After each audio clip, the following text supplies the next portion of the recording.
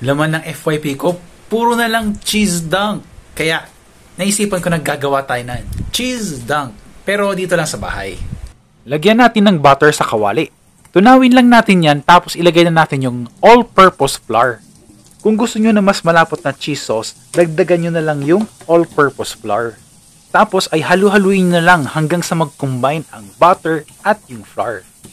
Dito sa step na to, ingatan lang natin dahil baka masunog yung butter. Medyo bilisan lang natin ng konti. Pag nasunog natin yung butter, medyo mapait yung magiging lasa ng ating cheese sauce.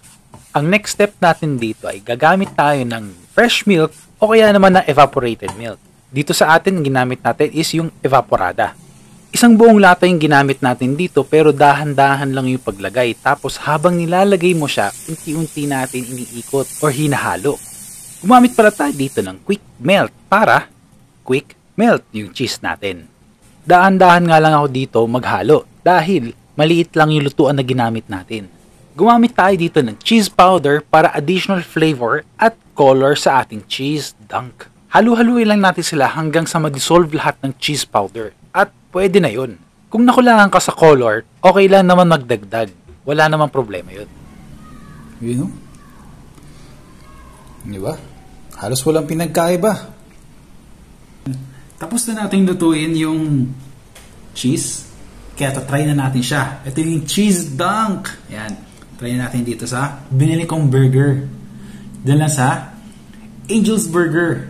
Try na natin i-dunk ang cheeseburger ng Angel's Burger dito sa ginawa nating cheese. Wow!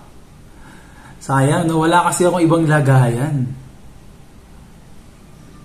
Oh!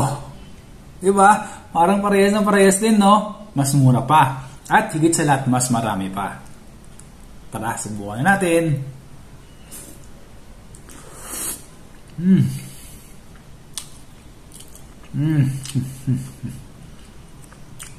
Ang sarap. Pa.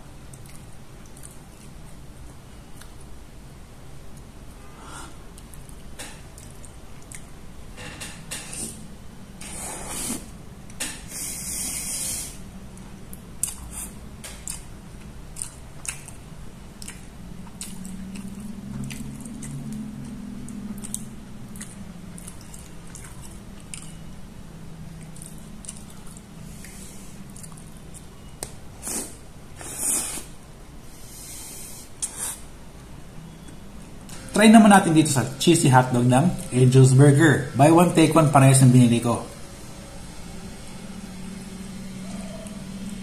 Wow!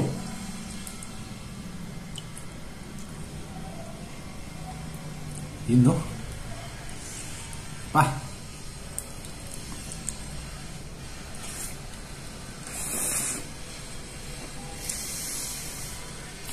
Ang sarap.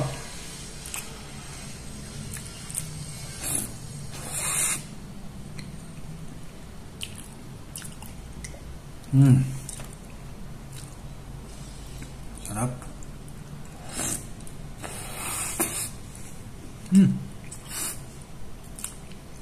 Kung gusto nyo pala ng mas malapot na sauce, kailangan gawin ninyo, dagdagan nyo na kagad ng cornstarch or all-purpose flour sa umpisa pa lang. Sa akin kasi mas gusto ko yung ganito. Hindi nga lang pala ito burger or hotdog bun. Pwede rin to. You know,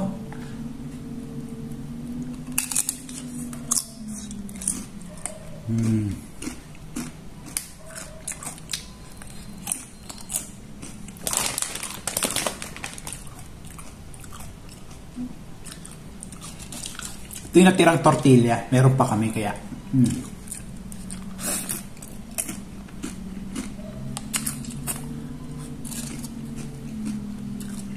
Diba? Crunchy pa.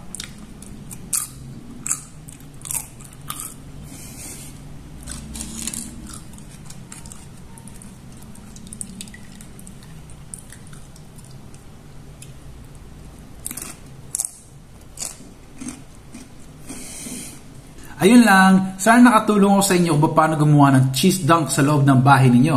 Mas mura at mas tipid, hindi lang para sa iyo kung hindi para sa buong pamilya mo.